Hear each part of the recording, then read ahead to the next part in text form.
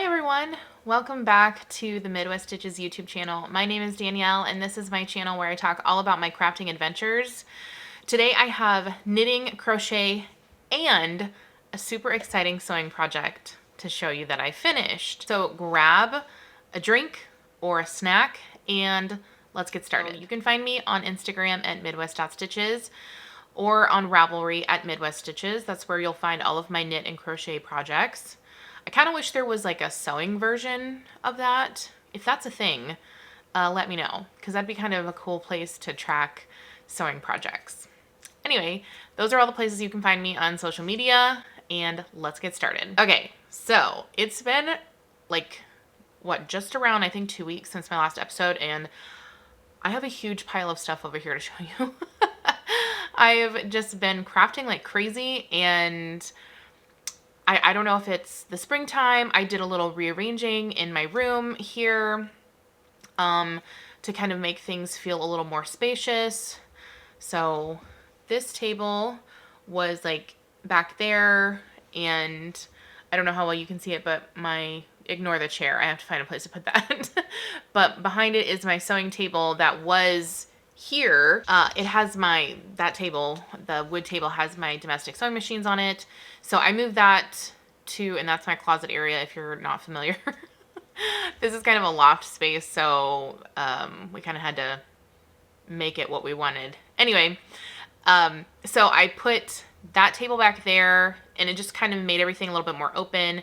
And then here, because this is a couch, obviously, here, this is my industrial. So my industrial sewing machine was back there, so, you know, we did a little switcheroo and some cleaning and organizing and stuff. Alrighty, let's jump in with finished objects. I'm going to start with socks first, and then we're going to go into some blanket talk, and then I will save my sewing project for last because it's like, I'm so like excited about it. Okay, first up, we have the Baby Yoda Frap socks I was working on. I'm just showing you the top right now.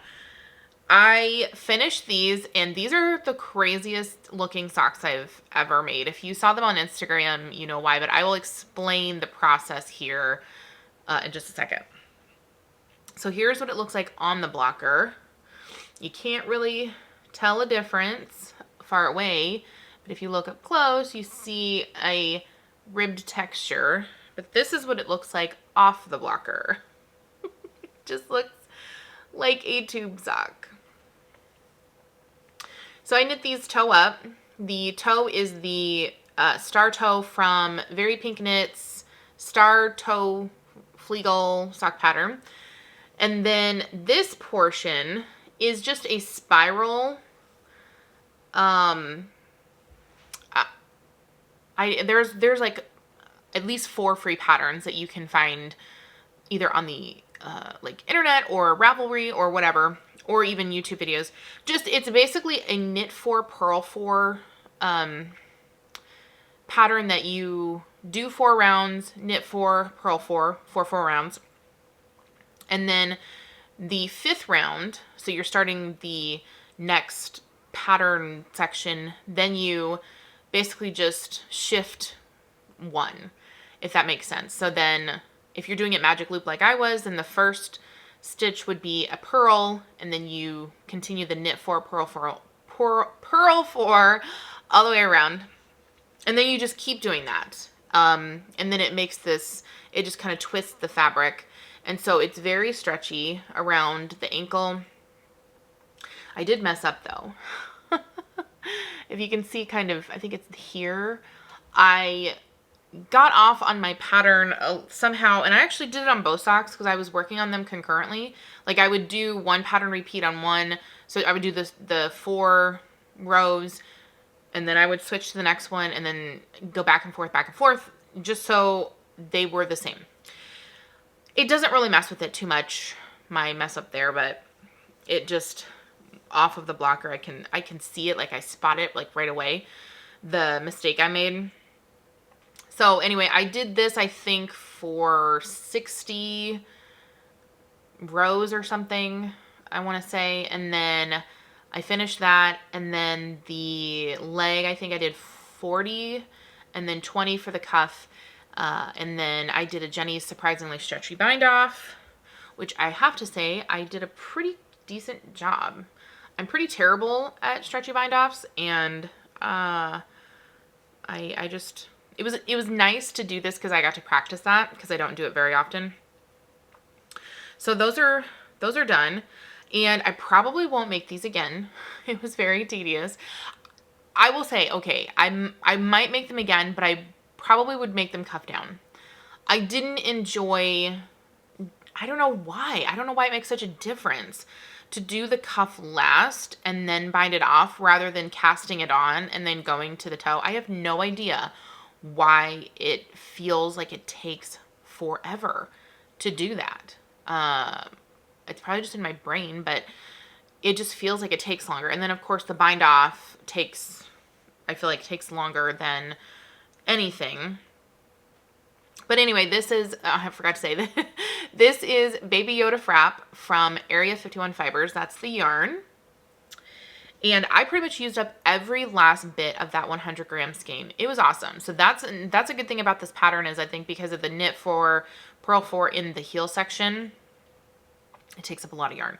And I actually, another note on this, we're just going to stay here for a bit and talk about these. I got this idea from Kate Celine. So she is a UK yarn dyer, and I saw she did something exactly like this with a different toe years and years ago, and I thought that is just such a cool idea because she doesn't like knitting sock heels at all. So she's all about the spiral sock, or she has like a ribbed sock that she does down the back and for the heel to fit around the heel. That's her style. But I saw this and I had it saved where I wanted to try it, and I figured self-striping yarn was kind of the perfect perfect yarn to try this out because you don't have to break up the stripes at all. So this would be a really fun pattern, I think, for children, especially because if you make the spiral section long enough, or you could do the whole thing, honestly. I've seen that's pretty much the pattern is you just make the whole sock this spiral pattern. But if you make this spiral pattern long enough here, like kind of mid, like in the arch, and then went up, the sock would be able to grow for a long time with the child. And the reason I did the star toe on this is, so this is a sock because of the star toe and this heel, you can just pick it up and put it on. Because there is no front or back because of the star toe and the heel. So I think that they might wear a little bit better if you did a rounded toe where there is a clear like sides, then it would get the same wear pretty much all the time, either the front or the back.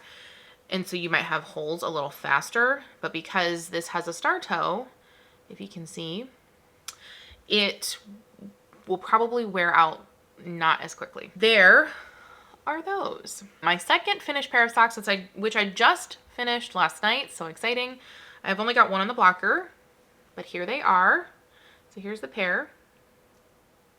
So this main color, this is Dragon Horde Yarns Running Up That Hill. And this, I had like 35 grams left over. I had made 2 pairs of socks with this, a super, super shorty pair and kind of a little bit of longer pair. And so obviously I had to use a contrast.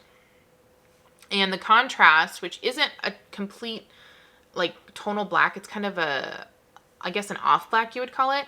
That is from Granite State Yarns. It's called Inked. It was from a sock set last year that I got from her for summer sock camp. It was called Rainbow Road, I think.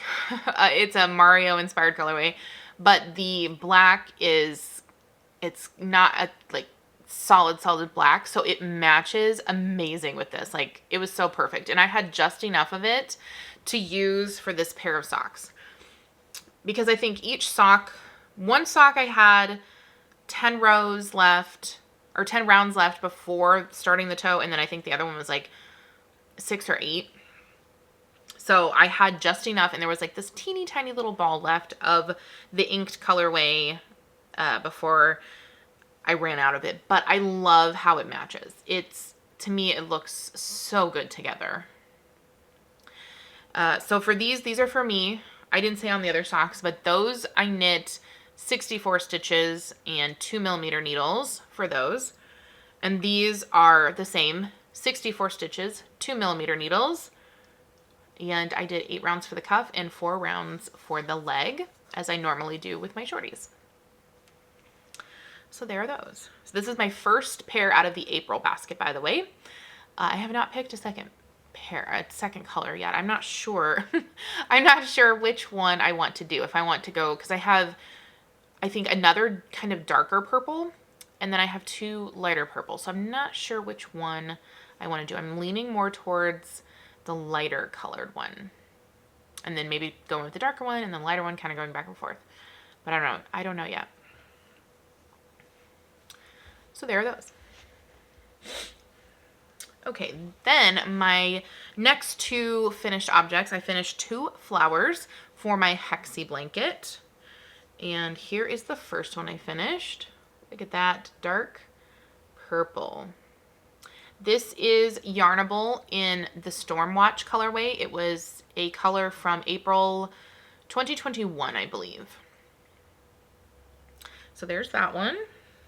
And then the second one I finished was this one. And this is also Yarnable, and this is Somebody Loves You. And for both of these, because I had split the cake in half, because I'm going to make socks. If you if you recall, these colors are in my April basket. I had just enough. I literally split them in half, and I had like tails this long after I was done with the hexagons.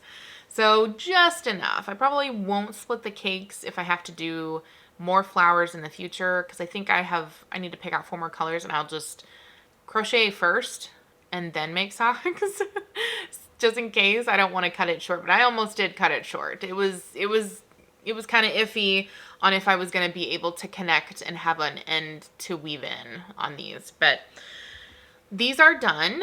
And I'm just gonna, my plan is to make, because I made all of the centers. I had to make 16 centers. So I did all of that. I'm not going to show them. They're in a basket, but I made 16 of those. Or I think I had 10 I had to make. And then I'm just going to make all of my flowers and put them aside and get all of them done first and then join them. So I'll just have a nice stack of flowers hanging out in my craft room. And I started another one, but I will show you that in works in progress. Okay, so now, in keeping with blankets, I'm going to show you my Little Squares knitted blanket. I added in that strip I finished the last time. So here is the top. This is the strip I added on this side, because this is the first strip. This is the most current. So try to show this as best I can. This is hard.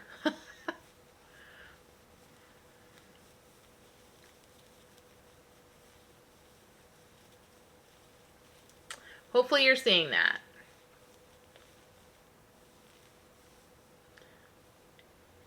And then there is the bottom. So I'm now 5 strips wide, and if you recall from previous episodes, I plan on making it 12. That's the current plan. And I think it will be a nice 1-person blanket with a little bit of room on each side. But I'm still enjoying this so much. Even there's so many ends to weave in, because I'm not carrying the yarn. It was just not working for me when I started it.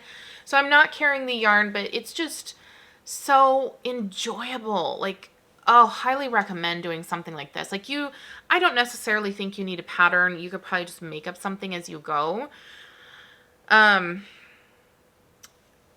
I just love how colorful it is, and it uses just a little bit of yarn, and there is this connecting color, and it brings a cohesion to it. It's just amazing. I think it's going to look gorgeous when it's all done. I'm very excited to keep working on this. So I'm not bored of it yet. Alrighty. My next finished objects are dishcloths. So I showed this one the last time. This is my dishcloth experiment. So this was the first iteration of this, and this was the second one. So I finished this one, and it's kind of hard to see because of that white and the sun, but I did some modifications where I don't know how well it's going to show up on camera. Probably not well at all, but maybe. You can kind of see it there. It's like a little puffy. So I modified the pattern I originally started with, my own pattern, and made it to where there's kind of these valleys in this X. So this was the second version, and I love how the back looks. And it looked, because of the way I changed a few things, it has a very neat, the seams are very neat compared to this one, I think. Yeah, I think it looks a little neater. And then that completely finished up my red and white. So I still have I have one red skein of the Dishy left and one of the white to go with it, because I bought enough swan color to go with each of my tonals. So I have one red left. That completely, or it didn't completely use it up. I have like some scraps left, but they weren't enough to complete either size, because this one took up about 40 grams, the bigger size, and this kind of coaster size took up just under 20. So then I picked a new color, and I picked this color. Oh my goodness. This is the Kenai colorway from Knit Picks. And this one I did something a little bit different again. And it didn't turn out that great. So, well, here's the finishing seam. So I'm not going to do this version again, if you will. I won't even talk about what that is because it's not going to be in the pattern. I am going to write up the pattern and release that. I'm not sure when. I'm working on another version right now where I have a few less stitches than this version. I think this is like a good pot holder size. If you like sewed two of them together, I think I talked about that the last time. So this I think is a good size for that. So I've cast on a few less stitches for a new version that I'll show in a minute. And I think it might be the winner for like dishcloth size. So let me know in the pattern. I could put the counts for this size and this size as well as the dishcloth one. Because I think it's, I mean, they're all great things, you know, that you need in your kitchen or around your house. You know, who doesn't want coasters and pot holders? And one thing I wanted to say the last time that I forgot to say is the reason I am doing this kind of pattern instead of the grandma's favorite is because for me, it's more of an aesthetic thing. Because I've done the grandma's favorite dishcloth. I think I've done it with the holes and without, and I've done like a couple different versions of the pattern where the corners are a little bit neater, and then the original, and you know, all that kind of stuff. I don't like those patterns, the corner to corner ones, because you have the one corner where you bind off where it gets so elongated, and that just really bothers me. Like, I know it doesn't matter, it's a dishcloth, so that's kind of a silly thing to think about, but I love that the way this one is constructed, you don't have to do anything special for it to be square. It just comes out square naturally. And I will say for this version that I'm making, I know I said I wanted one where you didn't have to seam it, but this version with the valleys, I am seaming it. So this is the seam where I sewed it together, and I tried to do it without the seam, but it messed with the valleys. It didn't create a valley if I didn't do that. But I will say it's an easy graft. It's a half graft. So because you have a cast on edge and a live stitches, you're only grafting half of the stitches together. It's super easy. Like, I don't really love Kitchener, but this half graft, so simple. Like, no problems at all. And then the way that you graft it together, you're actually starting at the corner, working towards the middle when you're grafting it. So you're grafting it down instead of up this way. So your tail winds up here in the middle. So basically all but one tail winds up in the middle, because this version I created, I'm carrying the yarn throughout, so I'm not cutting it.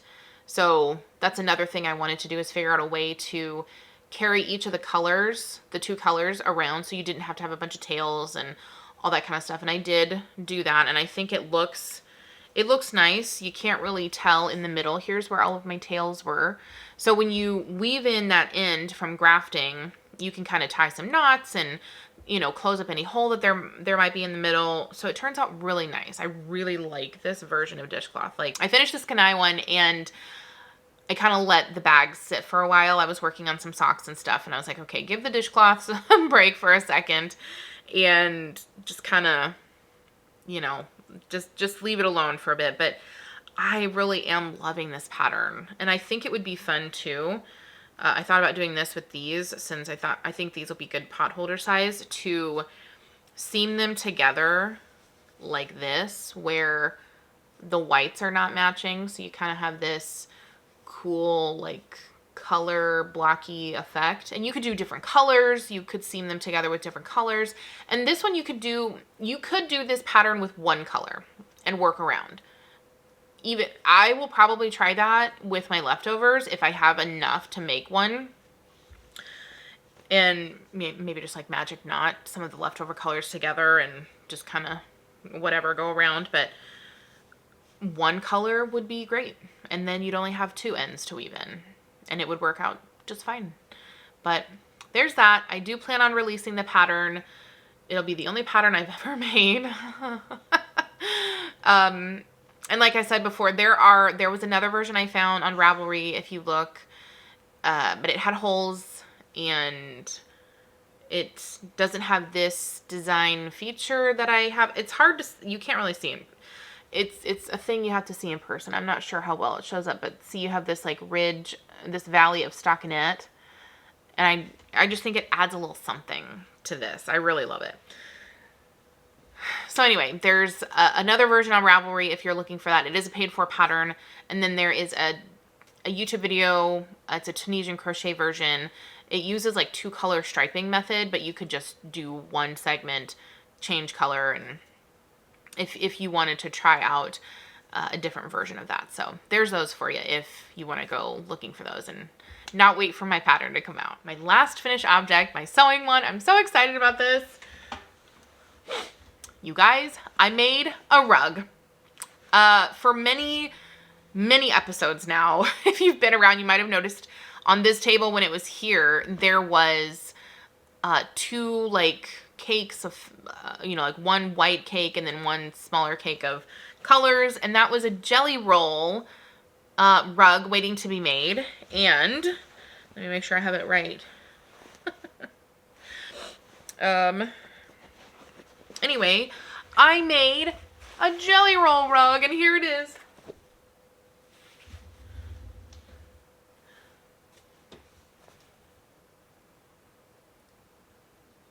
Isn't that so fun? Okay, let me stand back.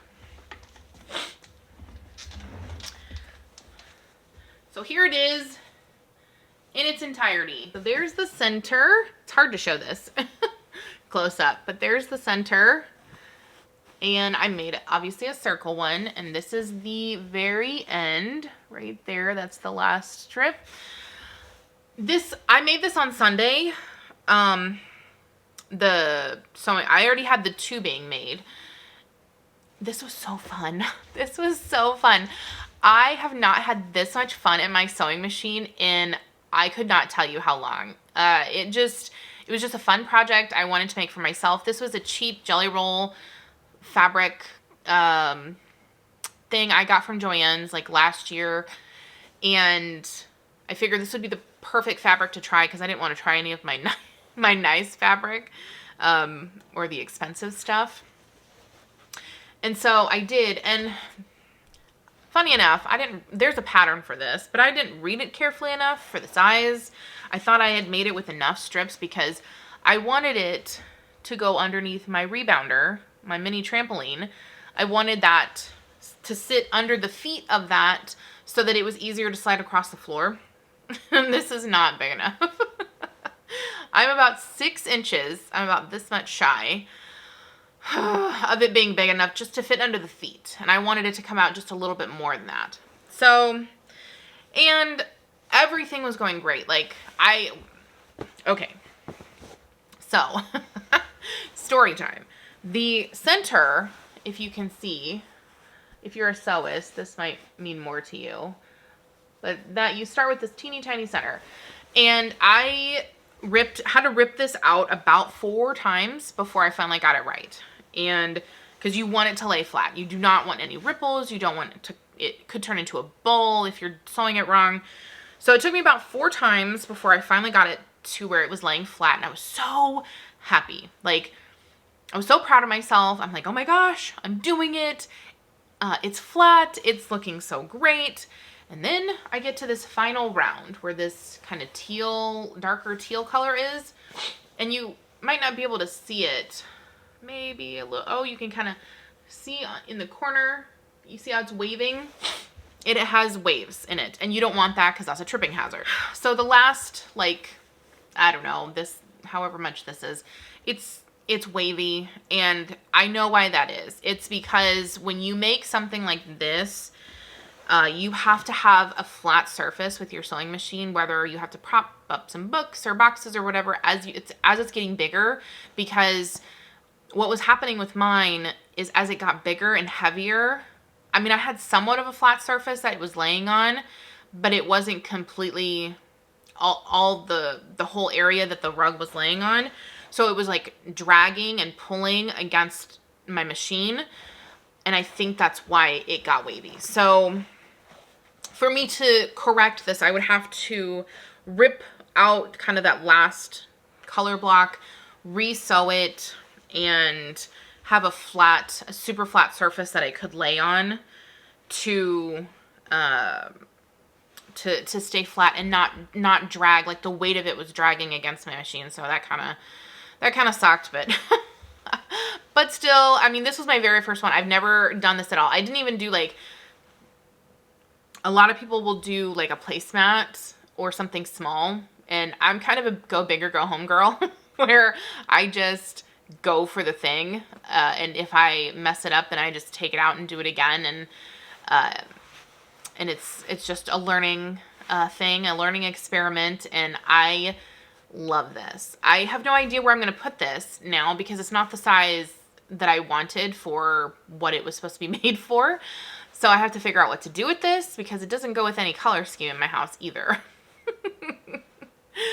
But I could totally see myself making more of these. This was so much fun to do. And the funny thing is, like I said, I'm a go big or go home gal.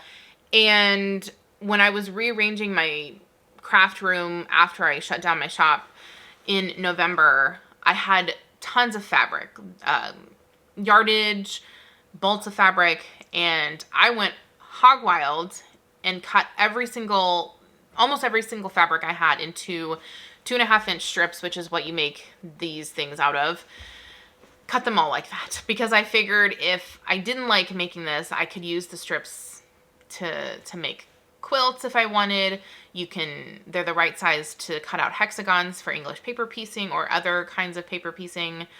But pretty much all of it got cut into strips. But I would love to make more of these. This was amazing. And you can make oval ones. I've seen people make placemats in circle or oval, dog bowl mats, kitchen rugs, you name it. So we'll see. I've got to figure out something to do with how to make the surface flat because if you make these, if this is like something you want to make, it's definitely an investment to buy a table where your machine sits in it, where it's got like a cutout and then the table is flat with the bed of the machine. Then, you just have to, if your rug is super big on this side of the table, you kind of add like other tables or something to create a larger flat surface. I could see myself doing that in the future, but for right now, that's not in the cards. So maybe I'll make some fun placemats or something, even though we don't sit at the kitchen table. Ours just has the chairs on it for right now. It's just not, our house is not really conducive to, we don't have a dining room. So we have a super small table that sits in a corner and we don't ever use it. The chairs are sitting on top of it. So anyway, there's that. I love this so much. I don't know how many times I can say that, but this was so much fun. And I thoroughly enjoyed every second of it. And it only took me a couple of hours to make this too. I know that sounds like, oh, a couple of hours, but you know, I thought it would take me way longer, but it didn't. So love that. Okay, let's move on to works in progress. I just have a couple to show you. So I wanted to show you the current flower I'm working on for my blanket. Here it is. I love how this is turning out. So the yarn I'm using is actually a self-striping. This is from Freckled Whimsy. I don't remember what that's called.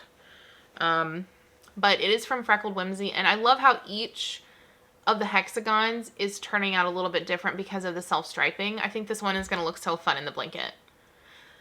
So there's that. And I don't know if I mentioned, but I'm using a it says a G+ on it. I'm using my Furls crochet hooks for this. They don't make these anymore, unfortunately, but they make a version of them that's all metal. They don't make the fun colored ones. Oh, I'm using a 4.5 millimeter. So I have 2 in my bag. I started out using this, a clover one, but then I moved to this, back to these, and I haven't had any super painful, like, wrist or arm pain since I went back to my Furls. They are very expensive, I will say that. If you're into crochet, I highly recommend them. I think they're great, especially to keep you from having an overuse injury. They're the super ergonomic handles, but they are an investment, so just beware of that. I'm going to show you the only sock project I have going right now. This actually wasn't like in my March goals or my April goals or anything like that. This was just it was in a scrap basket, sort of cast on for fun, because I'm going to try something new. But here's what I have so far. I have both socks started, but this one has got the most work on it. These 2 yarns are Mandy's Makings, and then I have a third color that is, I don't remember the name of it, but it's from Pumpkins and Wool. It's a leftover that I have that I'm going to use for the toes. It kind of goes with this color scheme. So, and I don't remember the names of these colors either, but I love them. And I don't know what base Mandy's Makings uses for her yarn. It's a 75/25, but I love it. I've only worked with it a couple times. I have a bunch of her yarn. Or not a bunch. Yeah, I have a decent amount, actually. I have a share pairs, and anyway, I have enough of her yarn that I haven't worked with, but it's just like silky to the touch. I love it so much, and it has like this nice sheen to it when you look at it in a certain light. And it's a 75/25 superwash merino yarn, so I don't know where she sources her yarn from, but I love it so much. So anyway, for this one, I did 20 rounds for the cuff. I believe this is 50 rounds. And for these socks, these are going to be for Adrian because, you know, it was funny. He said he wanted some scrappy socks after I showed him, I can't remember what I showed him, but must have been like a picture of some scrappy socks. And he's like, well, why don't you make me some of those? I'll wear them. So this is my version of a scrappy sock, not super scrappy like everybody else does, but this is my version. And so for this one, I'm actually going to try a new heel, sort of new heel. I'm going to try the Deep Shadow Heel by Isolde Teague, the maker and designer of the Musselburgh hat. She has a video on how to do the heel, and I'm curious to see, because it's slightly modified from the normal shadow wrap heel, and it has gusset decreases on it, and it's a really cool construction. So I want to see how it fits and how it kind of lies on the foot as opposed to the normal version. But I haven't started it yet. And I have like I said, I have the second sock started. It's back here on the couch under this rug. I just have the cuff done. I haven't started the leg on it yet, but yeah, I will report back on how the heel goes. There's no triple stitches. That's the bane of my existence when it comes to the shadow wrap heel. I really hate doing those. The twin stitches, I don't mind. I can do those all day long. But the triple stitches, I have a hard time with. So I'm excited to try it out and see how it fits, see how it, how it works. I'm looking forward to it. So if you're curious about that heel, it's called the Deep Shadow Heel, and it is on her YouTube channel. and she has a full tutorial on how to do it. I got 2 more things left to show you. Okay, so my new dishcloth that I'm working on, I told you I have it just started. Let's see, where is it? So this time I started with the white. So I just have a little bit going on the first segment. And I wanted to show you, because I don't know why I didn't think of this sooner. But I have these 2 cute dishcloth bags from Back Porch Fiber Co. And I'm holding one color in each of them. So when I'm working with one color, I'm just, I'm carrying them around together, and I'll just pull from, the one bag. And then when I switch colors, I just pull from the other bag, and then they don't get tangled. Instead of having them both in the same bag and they're just kind of rolling around together and, flip-flopping back and forth, or if you need to turn it, you just, you have these 2 bags and you just turn it. So I just thought I would share that because out of nowhere one day I thought, hey, you have another one of these cute little bags from Back Porch Fiber Co. Why don't you use it? So there's that. Hopefully this will be the last version of the pattern, and then I can get it written up and see how that goes.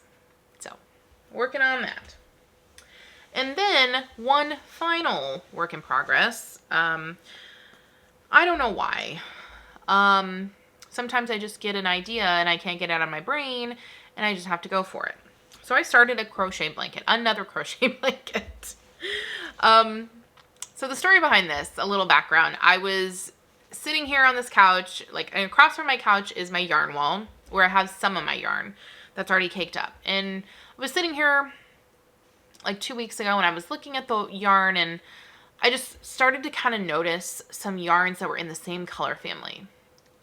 And then I thought, I think I have some other yarns that are kind of in that color family that would go with it. Like, it would look really nice together. And I was like, some of these are yarns that I didn't know what to do with because they're 100% superwash with no nylon. So I didn't want to make socks out of them, but they've just been sitting there waiting to be used. So I'm using them, and I'm making a blanket. And here's the start of it. So this is my first color. This is, you might recognize the pattern. This is the kind of like the Rainbow Ripple Baby Blanket. I think it's the same pattern, but I downloaded the pattern and I was having a hard time understanding some of the directions. And this is just how my brain is, where I'm a much more visual learner. Like I love when there's a video tutorial to go with stuff. Like, that's just how I process information best. Or like hands-on. So I'm actually using the instructions from Jada and Stitches. It's called the Sunburst Baby Blanket. She does have a written pattern for this, but she does have a free YouTube tutorial where she shows you how to do this. And that's what I did because I kept messing up the centers the first few rounds, and so I looked that up and saw it and went from there. So I don't know how well I'm gonna be able to show this to you, but I think I have like, let's see, 8, 9, 10. I have like 10 skeins of yarn in here from my stash. I probably won't be, you won't be able to see them, but they're all in there. I have a picture where I have them lined up in the order that I'm going to use them, that I'll put in here. But a couple of these, there's like 3 of them in here that are 100% superwash from Hobby Lobby that I didn't know what to do with. And this first color that I'm using, this is one of them. So I decided, okay, let's make a blanket. And these are all kind of in the same color palette of kind of like a fallish kind of color. Autumnal colors. And so I decided I was going to put them together. And not all of them will be completely used up. Some of them I'm only going to use half. So I'll have some bigger sections, some smaller sections, bigger, smaller, so on and so forth. So I think that will give it kind of this cool effect. And I've lined them up to where the colors kind of go from light to dark. And so it'll have a nice gradient effect. And it will be massive. Like if I counted it out right, I think in total, I will use like 800 to 900 grams of yarn when this is done, to include the half skeins that I'm using. And I will say I'm doing fingering weight held double for this, and I'm using a 4mm or a G. See, on the end of the furls hooks, they just have stickers. They don't have it embossed anywhere, at least on these old ones that I have. But yeah, 4mm crochet hook. And I'm on the part of the blanket where you're just working the pattern. It's a 3-row or a 3-round repeat once you get to past the setup rounds.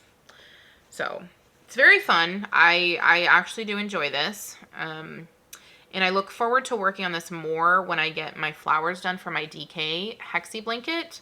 But what I'm trying to do is at least 1 round, like every other day, and go from there.